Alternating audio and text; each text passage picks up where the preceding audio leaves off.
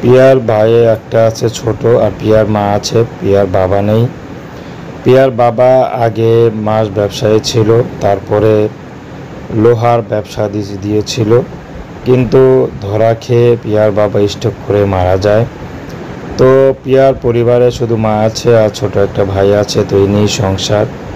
তো পিয়া বর্তমানে এখন একটা দোকানে ফোনের কাজ নিয়েছে একটা অফিসে।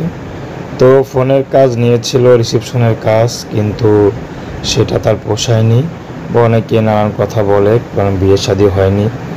তো এই জন্য সেটা সেরে এখন ঘরেই আছে। তো এখন চিন্তা করেছে সেলাইয়ের কাজ করবে। সেলাইয়ের কাজ করলে হয়তো নিজের ইজ্জতটা একটু বাঁচাতে পারবে, বাহিরে যেতে হবে না। তো পিয়া চাচ্ছে যদি বিয়ে শাদী হয়ে যায় এর মধ্যে, তাহলে আরও ভালো কথা। তো এই জন্য পিয়া ইউটিউবে এসেছেন। পিয়ার রূপ যৌবন কোনো কমতি নেই, কিন্তু যৌতুকের জন্য পিয়ার বিয়ে হচ্ছে না।